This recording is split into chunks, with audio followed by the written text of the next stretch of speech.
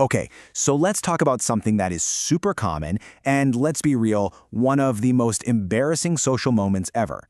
That moment you're talking to someone and their name has completely, totally vanished from your brain. I mean, has this ever happened to you? You shake hands, they say their name, you say yours, and then maybe 30 seconds later, poof, it's just gone. You know that feeling of instant panic? It's pretty much universal. Well, the good news is you are definitely not alone. It happens to literally everyone, even people who seem to have perfect memories.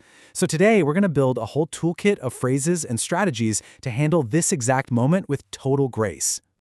So, to really see how this all plays out, let's dive into a classic scenario. Picture this. We have Nick and Anna. They met at a conference last week, and now they've just bumped into each other on the street. Okay, so Anna sees him first and she kicks things off. And notice what she says. How's it going?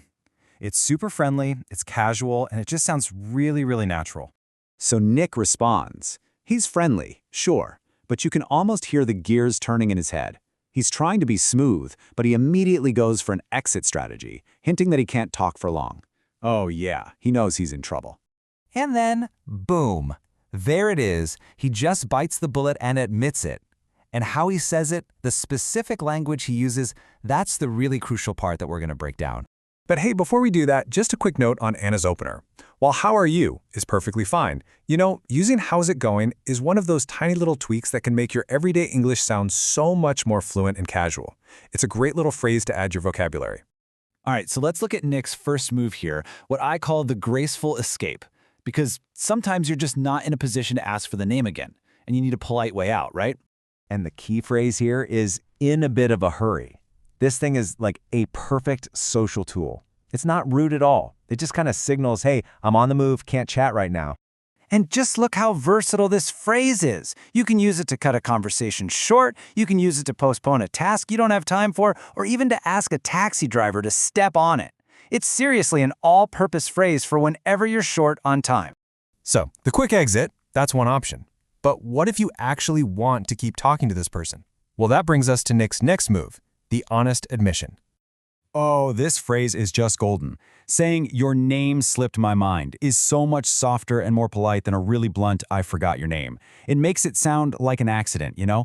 Not like the other person wasn't important enough to remember. And you can use this for pretty much anything you've forgotten by accident. A task at work, an email you were supposed to send, even a birthday. Although, yeah, you might want to be extra apologetic about that last one. It just frames the forgetfulness as something that happened. Okay, so Nick's done his part. He's admitted he forgot. The ball is totally in Anna's court now. And how she responds is what's going to make this either super awkward or totally fine. And she absolutely nails it. I mean, this response, it's perfect. She just immediately takes all that pressure off of Nick by making it normal, and then she shares a similar weakness. She makes him feel totally understood, not judged at all. So she uses this phrase, "I'm terrible with," which is just a fantastic way to talk about something you're not good at. It's humble, it's relatable, and it's a really common pattern in English. And the great thing is, you can be terrible with almost anything. Numbers, directions, faces. It's such a simple but really effective way to kind of bond over a shared weakness and make the other person feel so much better. Okay, but what if you really, really don't want to admit you forgot? Aren't there any other options? Oh yes. Let's get into some of the more clever, kind of pro-level tricks for those times you want to figure out a name discreetly.